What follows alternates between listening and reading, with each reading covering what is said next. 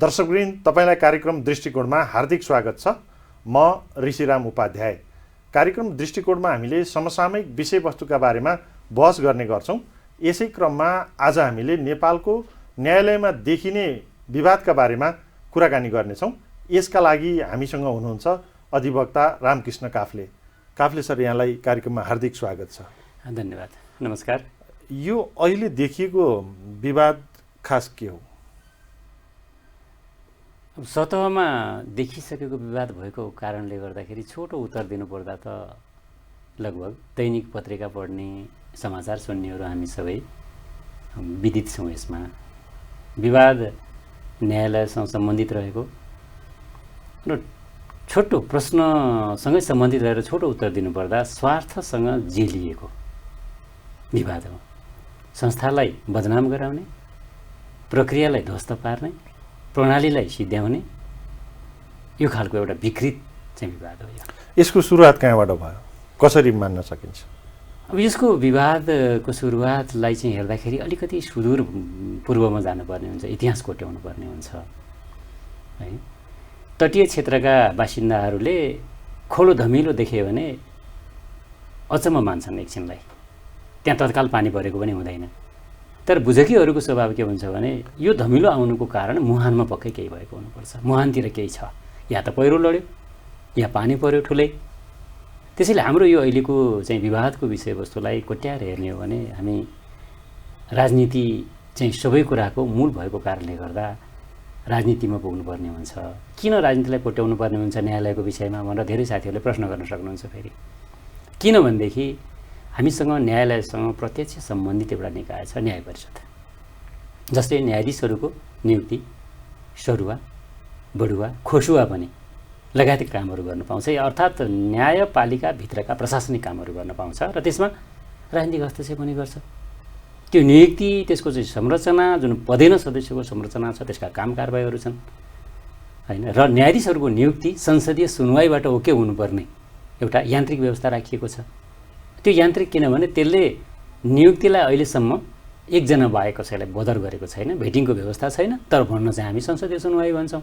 सुनवाई भनेपछि त त्यसको फर एन्ड अगेन्स्टमा, पक्ष र विपक्षमा चुनिन लागेका पात्र, नियुक्त हुन लागेका पात्रका खराबीका पनि कुरा छन् भने त्यो खराबी पनि आउनुपर्ने हो नि, जुन कारणले भोलि उनको कार्य सम्पादनमा बाधा पुग्न सक्छ।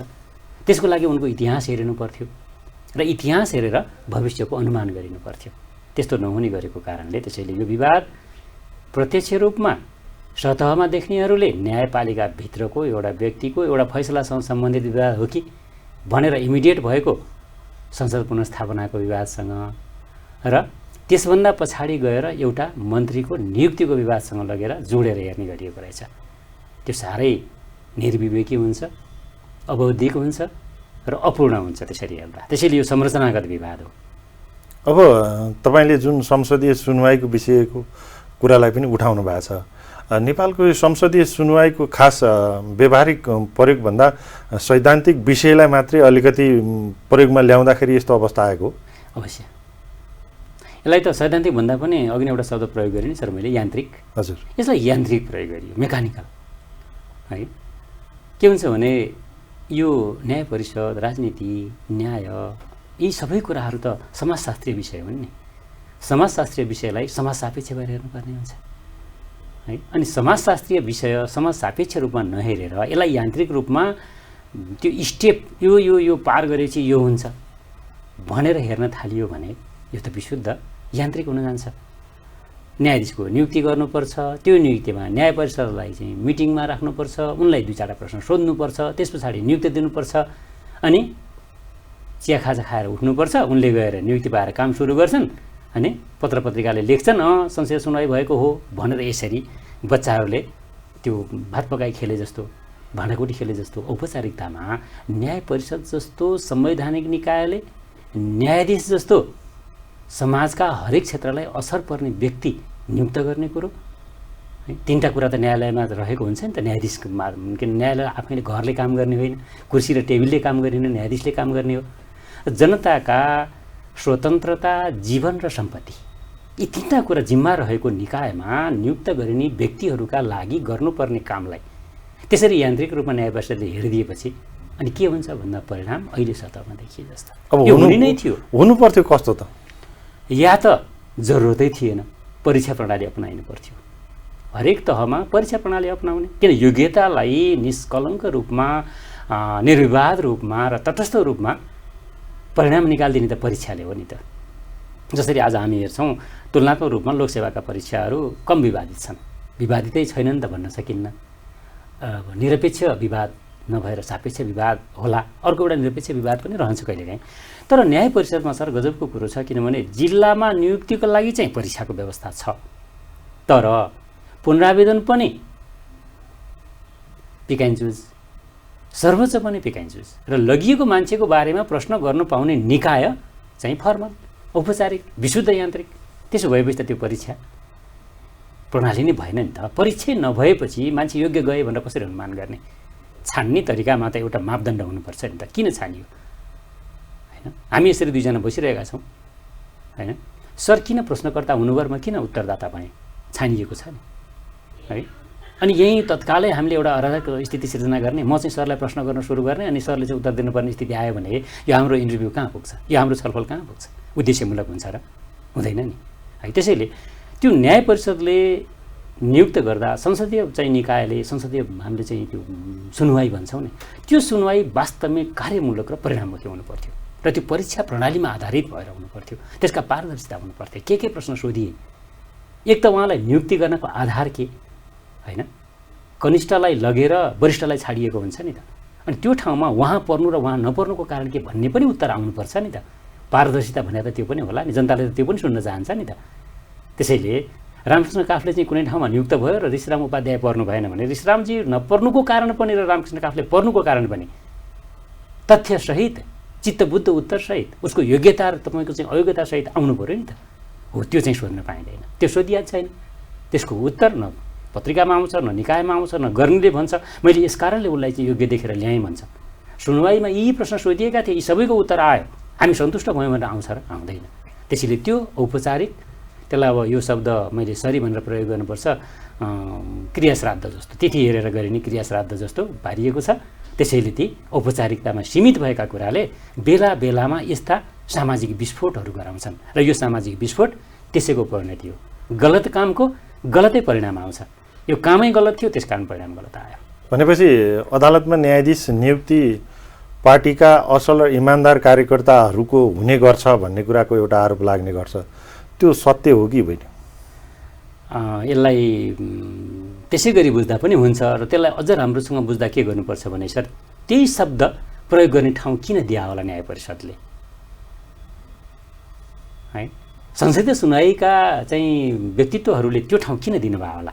पार्टीका कार्यकर्ता नियुक्त हुन्छन् है। हेर्नुहोस् त, त्यो शब्द के प्रयोग हुनु पर्थ्यो? न्याय परिषदले कानुनका विज्ञहरू, ज्ञाताहरू, आफ्नो व्यावसायिक करियरमा, मैले यो कानुन व्यवसायबाट जानेहरूको बारेमा कुरा गरेँ है, पहिला आफ्नो व्यावसायिक करियरमा राम्रोसँग चाहिँ स्थापित भएकाहरू होइन, जसले सबै प्रकृतिका मुद्दा हेरेका छन्। न्यूनतम चाहिँ वर्षे उमेर मात्रै पुगेको होइन, यहाँ 15 वर्ष नै न्यूनतम योग्यता मानियो क्या धेरैलाई। त्यस्तो होइन, यो जरायो वा कुनै जीव जस्तो होइन। यति वर्ष पुगेपछि जराएको यतिवटा सिङ आउँछन् भने त होइन नि त। मैले वकालतको प्रमाणपत्र लिएर 15 वर्ष पार गर्दैमा त्यो क्यालेन्डरले मलाई कुनै योग्यता र दक्षता दिन्छ? यो चाहिँ मैले सरलाई प्रश्न सोधे जस्तो, यो मैले समाजसँग सोधेको प्रश्न। अर्थात् यो प्रश्न मैले सरको टेलिभिजन मार्फत चाहिँ न्याय परिषदलाई र संसदीय सुनवाईमा बस्नुहुने ती वरिष्ठ व्यक्तित्वहरूलाई सोधेको हुँ। उहाँहरूले वर्ष गनेर नियुक्ति गरिदिने, अनि वर्ष पुग्याएर छ नि त भनेर है, यो कुनै टेलर मास्टरले भोटो सिएको कुरा हो र? न्यायाधीशमा योग्यताको कुरो वर्षमा मात्रै सीमित भइदिन्छ। त्यो वर्षमा उहाँले सबै प्रकृतिका मुद्दा हेर्नुभयो कि भएन? हेरेका मुद्दामा उहाँको प्रस्तुति कस्तो थियो? आफै लिड लयर भएर कति मुद्दा हेर्नुभयो? ड्राफ्टिङ कला कस्तो छ? बहस कला कस्तो छ है? अनि सर्वोच्चको लागि हो भने उहाँ आफैले कति प्रकृतिका, ती सबै प्रकृतिका मुद्दा हेर्न भ्याउनु भएको छ कि छैन? त्यो मुद्दामा लिडिङ लयर भएर कतिवटा मुद्दामा जानुभएको छ? उहाँले लिड गरेका मुद्दाहरूको फैसलामा पक्ष वा विपक्षमा दिएका तर्कहरू जो कानुन पत्रिकामा प्रकाशन हुन्छन्, केही महत्त्वपूर्ण मुद्दाहरूका, जसलाई हामी नजिर पनि भन्छौँ, त्यसमा कतिवटामा नाम आएको छ, कहिल्यै आएको छ? अथवा सार्वजनिक रूपमा आएका लेखहरू कतिका छन्? कतिको दमदार लेख लेख्नु भएको छ? त्यसमा विश्लेषणात्मक क्षमता कस्तो छ? यी कुराहरू हेरिएको छ त? कहिले पनि छैन। हामीले त्यस्तो लागेको पनि छैन। र हामी प्र्याक्टिसनर लयरहरू बाध्यता विवश के हुन्छौँ भने हामी त्यो कुर्सीलाई सम्मान गर्नको लागि गइसकेका सबै चाहिँ न्यायाधीशज्यूहरूलाई हामी सम्मानीय माननीय भन्न विवश हुन्छौँ। त्यो हाम्रो सिस्टमप्रतिको मान्यता हो। हामीले त्यो सिस्टमलाई, त्यो कुर्सीलाई, त्यो स्थानलाई सम्मान गरिदिँदाखेरि शिर निहुराएर चाहिँ प्रवेश गर्दाखेरि शिर निहुराउने, निस्कँदाखेरि शिर निहुराउने, सकेसम्म पिठ्यौँ चाहिँ बेन्चतिर नदेखाउने, त्यो हाम्रो संस्कार हो, हामीले पालना गरेका हुन्छौँ। तर के हाम्रा सबै मिसिलहरूमा नियुक्त भएर जानुभएको न्यायाधीशहरूले हामीले उठाएका 3टा कुरा, हामी कुनै मनोगत कुरा उठाउँदैनौँ लयरहरूले बहस गर्दा, समाजले बुझे जस्तो होइन, लयरले जे पनि बोल्छ त्यो कुरो होइन।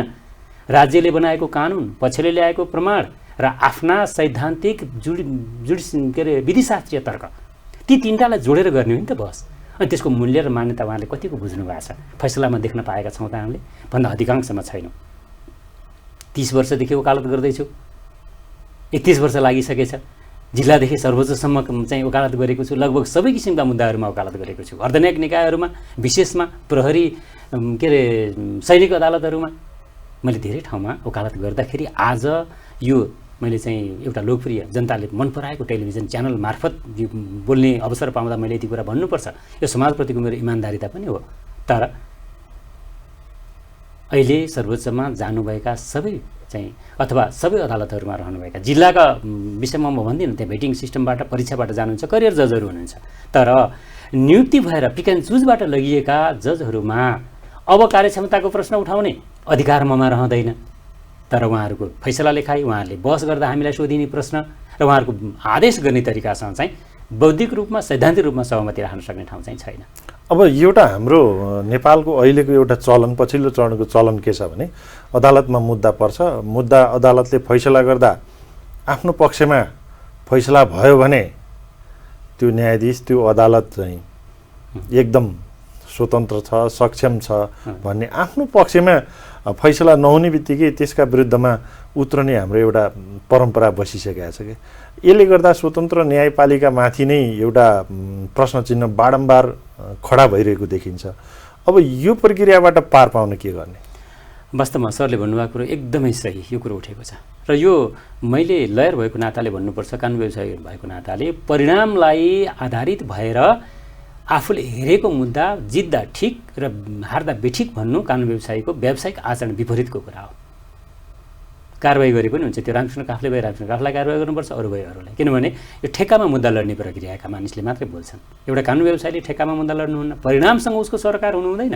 हो, परिणामको नजिकै उसले सल्लाह दिन सक्छ, उसको अनुमान चाहिँ परिणाम नजिक हुन्छ, किनभने 3टा कुराको कारणले, राज्यले बनाइदिएको कानुनले, पक्षले ल्याएको प्रमाणले र ती दुवैलाई संश्लेषण गरेर उसले बुझेको विधिशास्त्रीय सिद्धान्तले यो मुद्दाको परिणाम अप्टिमम यस्तो आउँछ भनेर जुन अनुमान गर्छ नि, त्यो चाहिँ बौद्धिक भयो। त्यो अनुमानको बारेमा ऊ बोल्न पाउँछ। आदेश चित्त नबुझेको हो भने, फैसला चित्त नबुझेको हो भने ठाउँ छ भने उच्चमा होइन पुनरावृत्तीय निकाय भन्छौँ हामी, करेक्सन र चाहिँ अन्य व्यवस्थाको लागि माथिल्ला तहमा दिन पनि पाउँछ, पुनरावलोकन गर्न पाउँछ, दोहोऱ्याइ पाउँ भनेर पक्षलाई चाहिँ ठाउँ छ भन्न पाउँछ। तर परिणाममाथि सन्तुष्टि चाहिँ उसले लिनुपर्छ। असन्तुष्ट भएर सडकमा बोल्दैन चाहिँ पाइँदैन।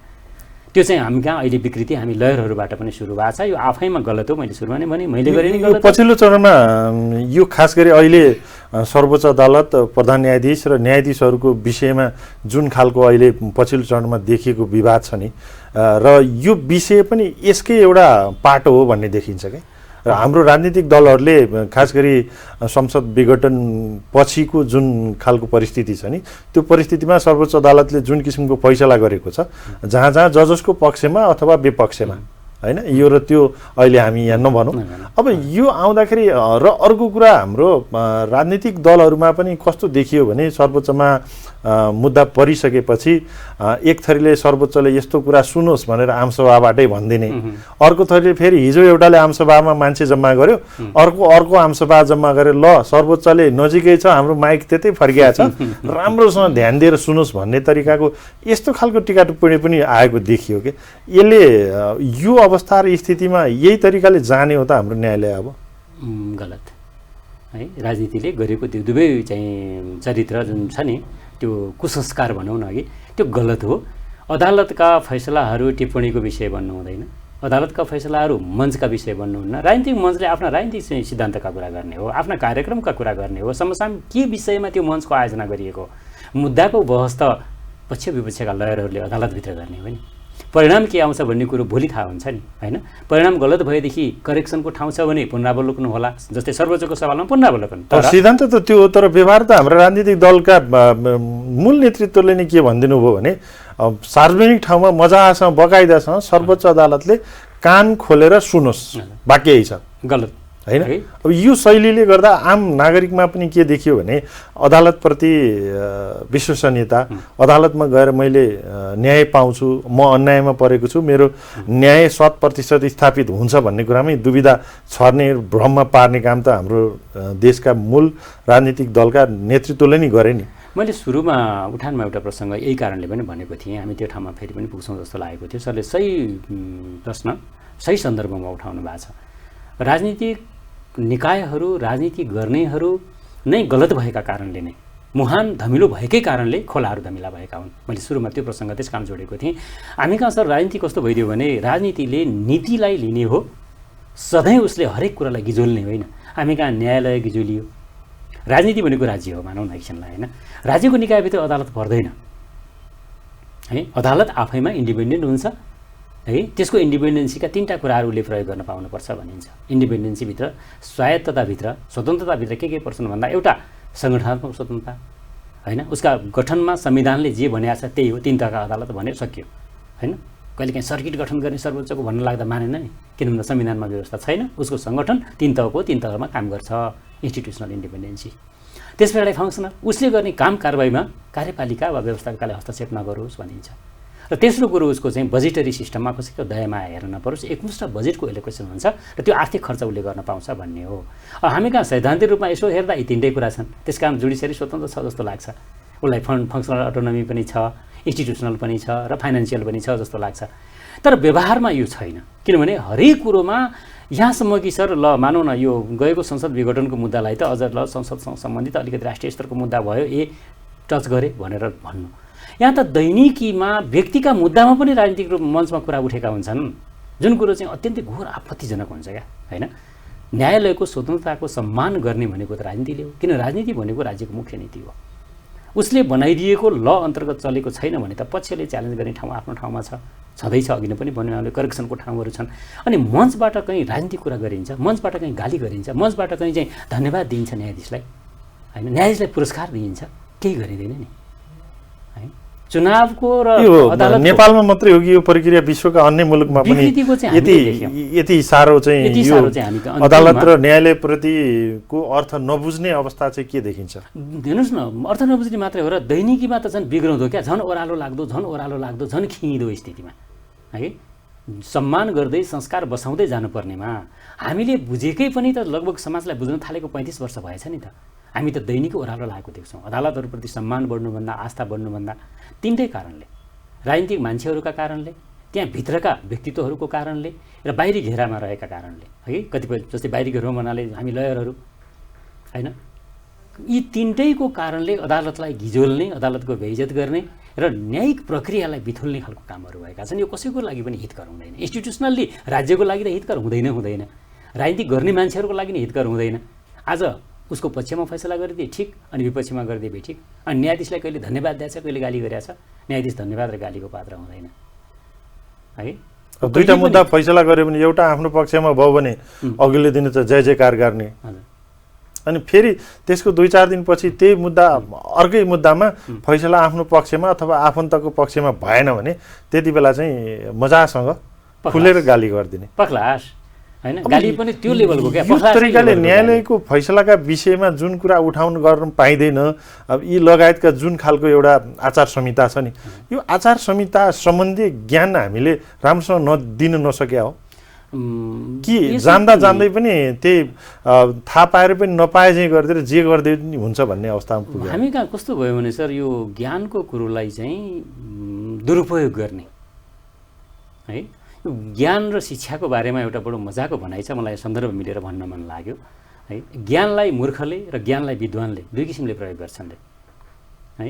मूर्खले कसरी प्रयोग गर्छन् भने संस्कृत हुनाले मैले व्याख्यामा भने ज्ञानम विवादाय धनम मदाय शक्ति च हस्ते परपीडनाय। मूर्खले यसरी 3 किसिमले प्रयोग गर्छ अरे क्या। अनि यो चाहिँ कसको भन्दा खलस्य भन्छन् क्या। खलस्य भनेर अनि दोस्रो लेभलमा के जान्छ साधु। विपरीतमेतत् ज्ञानाय दानाय च रक्षणाय भन्छ। भन्नाले ज्ञानलाई सम्पत्तिलाई र शक्तिलाई मूर्खले केमा प्रयोग गर्छ अरे भन्दा ज्ञान छ भने अरूसँग विवाद गर्नमा, म त खुब जान्ने छु नि भन्यो विवादै मात्रै गरिरह्यो। धन छ भने घमण्ड देखाउनमा र शक्ति छ भने अर्कालाई दुःख दिनमा। यदि विद्वान हो भने चाहिँ यी 3टै कुराको प्रयोग कसरी गर्छ अरे भने ज्ञान छ भने ज्ञानकै लागि सूचनाको लागि अर्कालाई दिने, यस्तो छ है तपाईँलाई थाहा छैन भने यसो गर्नुहोस्, त्यो पनि सल्लाह मागेपछि। अनि धन छ भने परोपकारमा र शक्ति छ भने कमजोरलाई रक्षा गर्नमा प्रयोग गर्छ अरे। हामीले पनि राजनीतिज्ञहरूलाई विद्वान भन्ठानेर यी 3टा पछिल्ला काममा चाहिँ आफ्ना शक्तिहरू आफ्ना ज्ञानहरू प्रयोग गर्लान् भन्ठानेको, रक्षाको लागि ज्ञानको लागि र सहयोगको लागि सरसहयोगको लागि। तर गरिदिए के भने घमण्ड देखाउनु पर्यो भने वादका कुरा निकालेको छ, विवाद गरिएको छ है, ज्ञानका कुरा भनेर सम्पत्ति देखाएको छ, घमण्ड गरिएको छ, उन्मत्त भएर हिँडेको छ र अनि शक्तिलाई दुरुपयोग गरिरहेछ। त्यसैले यही शक्तिको दुरुपयोगले न्यायालय गिजुलियो। यसलाई शक्तिको उन्माद भन्छौँ। शक्तिको उन्माद देखियो। हिजो पञ्चायती कालमा निरङ्कुशतामा पनि नदेखिएका उन्मादहरू है, अनि जुन जुन चाहिँ तपाईँको सैद्धान्तिक आधार लिएर उहाँहरू समाजमा जानुहुन्छ आउनुहुन्छ, तपाईँ हाम्रो सामु देखा पर्नुहुन्छ, ती सैद्धान्तिक आधारका ती वादका छाया पनि उहाँहरूको व्यवहारमा देख्न पाइएन। दैनिकीमा अत्यन्तै सामन्ती है, अत्यन्तै खुङ्खार अपराधी भएर पेश हुनुहुन्छ र मञ्चमा चढ्दाखेरि बडा ज्ञानी भइदिनुहुन्छ। त्यस किसिमको ज्ञानले समाजलाई भाँड भैलोमा लग्यो, इन्स्टिट्युसनहरूलाई बर्बाद पार्यो, कुनै निकायले काम गर्न सकेन, संरचना ध्वस्त भए। यो चाहिँ अब हामीले लुकाउन थाल्यौँ, यति पनि बोल्न डराउन थाल्यौँ भने समाज त भाँड भैलै हुन्छ। अब भन्नुपर्छ, यो कुरा समाजले पनि बुझ्नुपर्छ। अब खास गरी यहाँ कार्यपालिका र न्यायपालिकाको कुरा आयो। यसमा दोषी न्यायपालिका स्वयं हो कि कार्यपालिकालाई सञ्चालन गर्ने कार्यपालिकाको त्यो प्रक्रियालाई अगाडि बढाउनेहरूको बढी दोष देखिन्छ? हामीले निसङ्कोच भन्नुपर्छ सर, दोषी चाहिँ न्यायपालिका हो। किनभने एक त हामी काम गरेको क्षेत्र पनि यो हो। कार्यपालिकाको शैली नै अलिकति निरङ्कुश हुन्छ, किनभने उसको हातमा शक्ति हुन्छ। ऊ त कानुन पाटो हेर्ने हो। निर्वाचन चुनाव जितेर अर्कालाई पछारेर हजुर लामो सङ्घर्षबाट स्थापित भएको हुन्छ, त्यसबाट गठित दोस्रो पटक क्या। भनेपछि यसको साख जोगाउने दायित्व चाहिँ न्यायपालिकाको आफ्नै हो। न्यायपालिका कार्यपालिकासँग दुईटा घमण्ड हुन्छ। एउटा चुनाव जितेर आएको हुँ भन्ने व्यवस्थापकीय घमण्ड हुन्छ। म त व्यवस्थापकीय क्षेत्रबाट आएको, चुनाव जितेर आएको, यतिवटा भोट छ। यद्यपि उहाँले जितेर पाएको भोट भनेको हारेको भोटभन्दा कम हुन्छ। हामी त त्यस्तो सिस्टममा छौँ नि, यो कुरो छुट्टै दिन गरौँला। बहुमतीय भनिन्छ हामी कहाँ। जितेर ल्याएको मान्छेले 48, 35, 38, 37% भोट पाएको हुन्छ, अनि उसको एगेन्स्टमा चाहिँ तपाईँको है 50भन्दा माथिको भोट हुन्छ। जबकि अनि यसरी हारेको भोट बढी हुने मान्छेलाई चाहिँ हामी जितुवा मान्छे भन्छौँ र उसको एगेन्स्टमा चाहिँ हरुवा जितुवा भोट हुन्छ। यद्यपि यो सिस्टमको दोष हो, यो कुरो छुट्टै कुनै दिन गरौँला। तर अनि उनीहरूसँग के हुँदो रहेछ भने जितेर आउनुभएकाहरूसँग एक त म जितेर आएको छु भन्ने अहम, किन हामीले फर्स्ट पास्ट द पोस्ट अर्थात् बहुमतीय भनेका छौँ हैन। 100 भोटको लागि चुनाव लडेका छौँ, 10 जना लडेका छौँ हैन। 20, 21 र 22 पाएको छ भने 22 आउने चाहिँ जित्ने, 20 र 21 वाला नै हार्ने, अरू 17, 15 वाला त हारेरै बसिहाले। किन जम्मा 100मा चाहिँ ल्याएको 51 हो र उहाँले होइन नि। अनि त्यो एउटा अहम चुनाव जितेर आएको। अर्को चुनाव जितेका मध्येबाट पनि कुनै समितिमा आदि इत्यादिमा होइन नि, सरकारमै छानिएर देशको दैनिक चाहिँ गभर्मेन्ट चलाउन पाउने, त्यो प्रशासकीय काम हेर्न पाउने, त्यो अहमले गर्दा कार्यपालिका चाहिँ तानासा हुन्छ नै हो। त्यसैले शक्ति पृथकीकरणको सिद्धान्तले न्यायपालिकालाई उनीहरूबाट छुट्याइदियो भने त राज्यभित्र चाहिँ है, राज्यभित्र 3टा निकाय पर्ने। कतिपय मान्छेलाई भ्रम हुँदो रहेछ क्या। राज्यको 3टा निकायमा चाहिँ व्यवस्थापिका, कार्यपालिका र न्यायपालिका पर्छ, तर सरकारभित्र कहिल्यै पनि न्यायपालिका पर्दैन। यही कारणले शक्ति पृथकीकरणमा सरकार भन्ने बित्तिकै कार्यपालिका र व्यवस्थापिका हो सरकारी निकाय, तर न्यायपालिका होइन नि। अनि यो इन्डिपेन्डेन्सीलाई कायम राख्न नसक्नु चाहिँ न्यायपालिकाको दोष भएपछि यो विकृतिको दोष पनि न्यायालयले लिनुपर्छ। यो कारणले हो सर, अरू कारणले होइन। न्यायालयले एउटा घरले त लिँदैन, कुनै बिल्डिङले त लिँदैन। त्यसो भए कसले लिन्छ भन्दा त्यहाँभित्रका जजहरू जो दैनिक न्याय प्रशासन चाहिँ सञ्चालन गर्नमा नियुक्त भएको हुनुपर्छ र त्यही बापत उहाँले सेवा सुविधा पाउनु भएको छ, त्यही बापत सम्मान पाउनु भएको छ, र त्यसको मुखिया, त्यसका प्रमुख व्यक्तित्व, त्यसको नेतृत्व गर्ने सम्माननीय प्रधान न्यायाधीशज्यू। यसलाई उहाँहरूप्रति सम्मान गर्दै न्यायपालिकाप्रति सम्मान गर्दै यति कुरा बोल्न हिचकिचाउन हुन्न हामीले। त्यो न्यायपालिका शुद्ध रहोस्, त्यसपछि हामी शुद्ध हुन्छौँ। त्यो न्यायपालिका स्वच्छ रहोस्, त्यस पछाडि हामी स्वच्छ हुन्छौँ। हामी भन्नाले लयरहरू र हाम्रा पक्षहरूलाई उहाँहरूले चाहिँ निष्पक्ष न्याय दिन सक्नुहुन्छ भनेर हामीले चाहना राख्ने हो भने न्यायाधीशहरूका गल्तीका विरुद्ध, न्यायपालिकाका गल्तीका विरुद्ध, न्यायपालिकाको चाहिँ नेतृत्व गरिरहने सम्माननीय प्रधान न्यायाधीशले गर्नुभएका गल्तीका विरुद्ध हामीले नै बोल्नुपर्छ। किनभने हामीले लगाएर हिँडेका कपडामा लागेको फोहोर धुने दायित्व हाम्रो नै हो। त्यो जडौरी भइसक्यो, फोहोर भइसक्यो, च्यातिसक्यो, त्यसलाई त्यही पनि मेरो चाहिँ हिजो जाडोमा बचाएको भनेर हामीले माया गरेर त्यसका दागहरू बोकेर हिँड्यौँ भने धोइदिन्छ कसले? धुँदै जाँदा च्यातियो, पाल पऱ्यो भने फ्यालिदिने हो, नयाँ अर्को किन्ने हो। फोहोरलाई माया गर्नुहुन्न। फोहोर भनेको आफ्नो बच्चाको नि फोहोरै हुन्छ, अर्काको नि फोहोर हुन्छ। बच्चाको माया हुन्छ तर फोहोरको माया हुँदैन। कपडाको माया हुन्छ, कपडामा टाँसिएको फोहोरको माया हुँदैन। त्यसैले पेशागत रूपमा काम गर्ने हामी जस्ता मान्छेहरूले संस्थाको माया गर्ने, त्यहाँका पदाधिकारीको मान गर्ने, सम्मान गर्ने, सबै कुरो गर्ने, उहाँहरूले गरेका गलत कामको विरोध चाहिँ गर्ने हो। र अहिले भइरहेको विरोध त्यही कारणले बारले अहिले न्यायालयमा देखेको विकृतिको विरोध गर्नुपर्नाको कारण, कानुन व्यवसायीहरूले विरोध गर्नुपर्नाको कारण र त्यहाँभित्रका गतिविधिहरू गलत भए सच्याउनुहोस्, तपाईँहरूले सच्याउने हो भन्नुपर्नाको कारण त्यही नै हो। किन अब अहिले पछिल्लो चरणमा न्यायाधीशहरूले इजलास बहिष्कार गर्नुभएको छ, लामो समयदेखि बसिरहेको अवस्था छैन। अब यसको औचित्य के छ? त्यही त हो कि यो बाहिर आउँदाखेरि चाहिँ इजलास बहिष्कार भन्ने शब्द आउँछ। हामीलाई चाहिँ कस्तो अप्ठ्यारो हुँदो रहेछ भने इजलास बहिष्कार भन्दाखेरि बहिष्कार पनि छैन, काम गरिरहेछ भनौँ काम पनि छैन। अब आज तेस्रो दिन हो, दैनिक रूपमा कजिस्टहरू चढेका छन्, पेशी सूची चढेका छन्। साप्ताहिक पेशी सूची अनुसार हट्ने मुद्दा, पेशी स्थगितमा राखिने मुद्दाको सूची ठुलो र बेन्चमा चढ्ने मुद्दाको सूची सानो छ। यद्यपि त्यो आफैमा यान्त्रिक कुरा हो, इजलासहरू कम हुँदा त्यसो हुने गर्छ है। 8वटा 7वटा इजलासहरू लाग्दाखेरि त्यहाँ चाहिँ अब भएका मुद्दा पनि नहेरिन्। तर डेज्युरे चाहिँ बहिष्कार होइन, अर्थात् कानुनी रूपमा घोषणा भएर हामीले बहिष्कार गऱ्यौँ भनेर मान्य न्यायाधीशजीहरूले भन्नुभएको छैन। त्यस कारण बहिष्कार भन्नु पनि हामी कानुन व्यवसायलाई गाह्रो भएको छ। होइन अब बहिष्कार होइन भनौँ, एउटा पनि मुद्दामा सुनवाई त भएको छैन। आज एकल सम्मान्यज्यूको एकल इजलासमा सुनवाई भयो रे भन्ने सुनियो। अब आफ्नो उपस्थिति नभए हुनाले हामी प्रोफेसनल लयरहरू अर्काको बहस हुन धेरै जस्तो जाँदैन। राष्ट्रिय महत्त्वको मुद्दा बाहेक सिकारु चरणमा गइन्थ्यो होला। हो, एकदम ठिक हो हजुरले भन्नुभएको कुरो। आज 3 दिनदेखि मुद्दाहरू सुनवाई भएको छैनन्। जनताहरू टाढा टाढाबाट आउनुभएका सेवाग्राहीहरूको दिन टरेर गएको छ। सर्वोच्चमा 1 दिनको सुनवाई नहुनु भनेको लगभग त्यो मुद्दा 3 देखि 4 देखि 6 महिना सर्नु हो। अब आज जुन मुद्दाको पेशी भएन, हिजो जुन मुद्दाको पेशी भएन, अस्ति जुन मुद्दाको पेशी भएन, सुनवाई भएन, त्यसमा फर्दर कारबाही नै पनि तारिककै हिसाबले पनि अब 4 महिना 3 महिना सर्यो। जनताले त दुःख पाए। यी सबैको पछाडिको कारण भनेको के हो त भन्दा न्यायपालिका माथि न्यायालयमा भएको मनलाग्दीपना, जसले जे गरे पनि हुन्छ भन्ने जुन धारणाबाट यो कुरो आयो, विवाद पर्यो। त्यहाँभित्रका उहाँहरूका चाहिँ दैनिकीमा देखिएका विवादहरू सतहमा आए।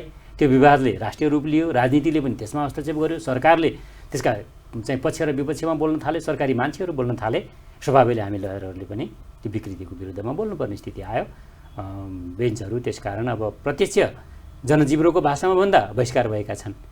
अब अर्को मान्य श्रीमानहरूले बोल्नुभएको भाषामा भन्दाखेरि हामी यो बिचमा चाहिँ खटाइएको काम गर्न सक्ने स्थिति छैनौँ। त्यसकारण अब न्यायालयको मुखिया तपाईँ, यसको नेतृत्व तपाईँले गरिराख्नु भएको छ सम्मान्यज्यू, त्यसैले यसको निकास निस्कनुपर्छ। तपाईँ विवादित हुनुभयो होइन, अब न्यायालयको मुखिया नै विवादित भएको कारणले गर्दा न्यायालय विवादित हुन्छ, हामी विवादित हुन्छौँ। त्यस कारणले यहाँले राजीनामा नदिएछौँ। प्रष्ट भाषामा भन्दा निकास भन्ने शब्द भनेको राजीनामा है। यहाँ चाहिँ अब निवृत्त भइदिएको राम्रो, हजुरको स्वयंको लागि पनि इज्जत र प्रतिष्ठा बाँकी बचाउनको लागि पनि, न्यायालयको प्रतिष्ठा बचाउनु पनि, साख बचाउनु पनि, राष्ट्रिय अन्तर्राष्ट्रिय चाहिँ जुन परिदृश्यमा नेपालको न्यायालय योभन्दा धेरै विकृत भयो भन्ने हल्ला नपिटाउन पनि। त्यसैले व्यक्तिगत संस्थागत सबैतिरबाट हेर्दाखेरि सम्मान्यज्यूले राजीनामा दिनु नै उचित हुन्छ भन्ने अभिप्रायले उहाँहरूले तत्काल काम गर्न सक्ने स्थिति छैन। त्यसैले अब फर्दर के गर्ने भनेर छलफलको लागि भनेर चाहिँ बेन्चमा बस्ने गर्नु भएको छैन। यसलाई अब यो पछिल्लो चरणमा प्रधान न्यायाधीश र न्यायाधीशहरू बिचको जुन खालको दूरी देखियो, प्रधान न्यायाधीशले राजीनामा दिएर अथवा महाभियोग लगाएर भने पनि प्रधान न्यायाधीशलाई हटाउनुपर्छ भन्ने खालको एक खालको त्यो खालको बहस हुने गरेको छ। अब यसको विषयमा खास गरी स्वतः छोड्ने अथवा महाभियोगबाट निकास निस्कन्छ र भोलि हाम्रो न्यायालय फेरि चोखिन्छ, शुद्ध हुन्छ र आखिर नानीदेखि लागेको बानी त छँदैछ अहिले पनि प्रक्रिया त्यहाँ लामो समयदेखि काम गरिराख्नुभएका न्यायाधीशहरू त ती अदालतहरूमा हुनुहुन्छ नि हुनुहुन्छ। अब भोलि यसले शुद्धता पाउँछ र न्याय पक्का निष्पक्ष हुन्छ भन्ने आधार चाहिँ के छ? अब यो हेर्नुहोस् न, गजब के हुँदो रहेछ भने आश गर्नु बाहेक मान्छेको जीवनको अर्को आधार छैन। आशा गर्दा सकारात्मक नै गरिदो रहेछ है। विकृतिको अन्त्य के भन्दाखेरि अब त्यही दुईवटा सरले अघि नै भनिहाल्नुभयो। सामान्यज्यूको बहिर्गमनका सम्मानित उपाय भनेको म यति धेरै आलोचित भएँ, मेरो विरुद्धमा फर एन्ड एगेन्स्टमा धेरै कुराहरू आए। त्यसैले मेरो सम्बन्ध भनेको चाहिँ न्यायालयसँग जोडिएको हुन्छ। यति बेला न्यायालयको म नेतृत्व गरिरहेको छु।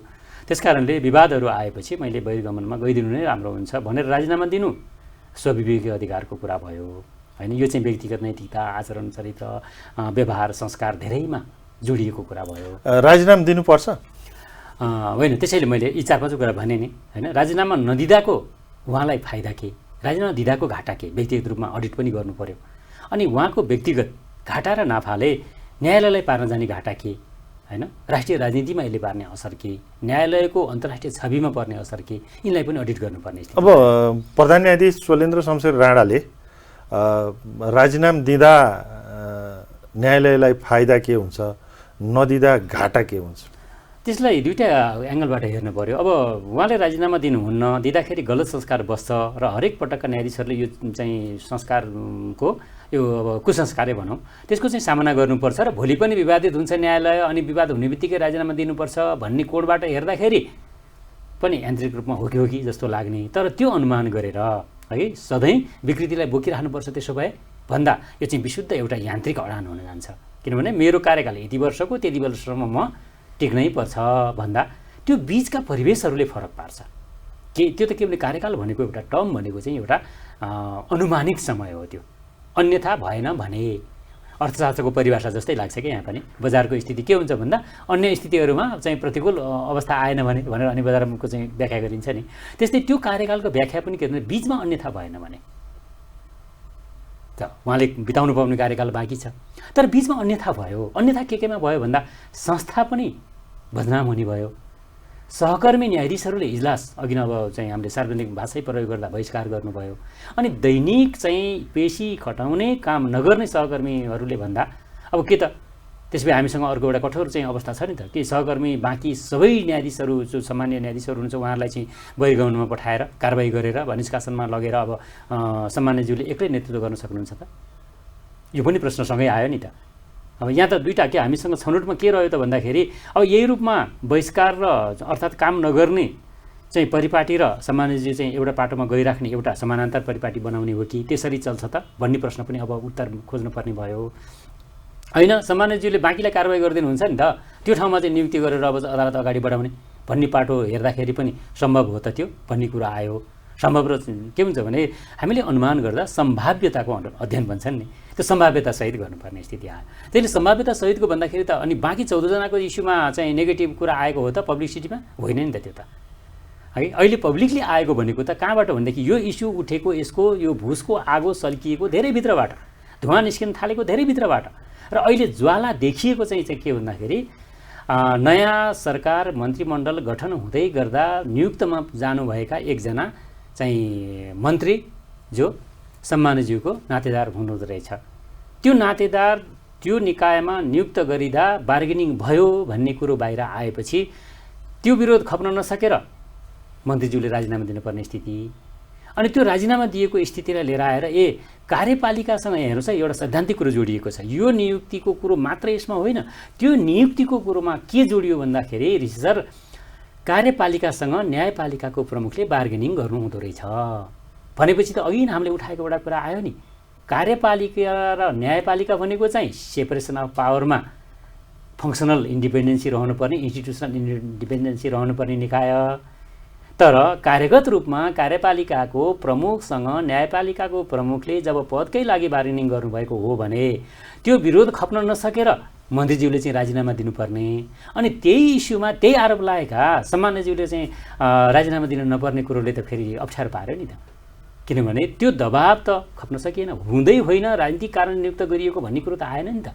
पारिवारिक नाता मात्रैको कुरो पनि होइन रहेछ, भागै खोजिएको भन्ने कुरो आयो भनेपछि यसले गर्दा त्यहाँ विवाद भयो। अब मानौँ न म काम गरिरहेको संस्थामा मेरो कारणले विवाद आउँछ भने त्यो संस्थालाई डुबाउनुभन्दा त मैले हटिदिनु राम्रो हुन्छ नि त। मलाई होला जीवनमा मलाई घाटा लाग्ला, धेरै कुराहरू होला, तर जस्तै छोराहरूले अंश मागेपछि त्यो घरका बाउले मैले जोडेको यत्रो सम्पत्ति होइन म दिन्न नि भन्दैनन् नि, बरु ठिक छ अगाडि अब तिमीहरू सक्षम भएछौ बसेर खाऊ। शान्तिपूर्ण निकास खोजिन्छ क्या सर, जहिले पनि शान्तिपूर्ण निकास खोजिन्छ अनि फाइदाजनक निकास खोजिन्छ। र त्यो फाइदा के को लागि हुन्छ भन्दा पहिला ठुलो रूपमा, किन उहाँ त राष्ट्रिय व्यक्तित्व हो नि त होइन, देशको प्रधान न्यायाधीश भन्ने पद सम्मानीय, त्यो चाहिँ मान्यताको पद भनेको त देशले सम्मान गरेर दिएको पद हो नि। त्यो पदमा एउटा सिङ्गै राज्यको 3टा अङ्गमध्येको एउटा स्वतन्त्र न्यायालयको प्रमुख भएर गरिएका कामबाट यदि न्यायालय नै बदनाम हुन्छ भने, सहकर्मी न्यायाधीशहरू नै मसँग काम गर्दैनन् भने म यति बेला हटिदिँदा चाहिँ यदि कल्याण हुन्छ भने हट्छु भन्न सक्ने कुरो त हामीले पुराणदेखि इतिहासदेखि वर्तमानसम्म भोगिआएका कुरा हो नि। सर्वभलोको लागि होइन, सर्वहिताय सर्वसुखाय भन्छन् नि, सबैको भलो र सबैको सुखको लागि त मेरा दुःखहरू केही पनि होइनन् भन्न सक्ने अवस्था आउँछ नि। त्यसैले त्यागमा पनि सम्मान हुन्छ। यहाँनिर उहाँलाई अपमानित गरेर होइन, ससम्मान बहिर्गमनको कुरा हामी लयरहरूले पनि गर्नुपर्ने अवस्था किन आयो भने थप क्षति र थप अपमान हुने भयो। यति लामो समय उहाँले जुडिसियरीमा गरेको योगदान चाहिँ त्यो भुसको थुप्रोमा गएर मिल्ने स्थिति बनाइदियो परिस्थितिले। होला उहाँले गल्ती नगर्नु भएकै पनि होला, उहाँले गल्ती नै गर्नु अनुमान पनि नगरौँ, त्यो अनुमानको कुरा गलत पनि होला, तर परिस्थिति नै त्यसरी आइदियो। जब परिस्थिति मेरो नेगेटिभमा हुन्छ नि, मैले डिफेन्स लिइरहनु हुँदैन। मेरो व्यक्तिगत धारणा पनि हो, मेरै विरुद्धमा कुनै बेला डिफेन्स, जस्तै हामी भन्छौँ नि, हामी वकिलहरूलाई पक्षले नियुक्त गर्छ अनि पक्षले विश्वास गर्नु चाहिँ म वकालतनामा मेरो छ भनेर बहसमा जान्छु। कुनै दिन मेरो पक्षले तपाईँ नजानुहोस् भने लौ त त्यहाँ मेरो वकालतनामा छ, त्यो वकालतनामा तैँले हटाउन सक्दैछु, म कसरी नजान सक्दैछु, गएँ म बहसमा भनेर घमण्ड गर्नु हुँदैन। मेरो सम्मान के हुन्छ भने मैले त्यो मुद्दामा बहसमा गइदिनु हुन्न, मैले पक्षको अहितमा बोल्नु पनि हुन्न।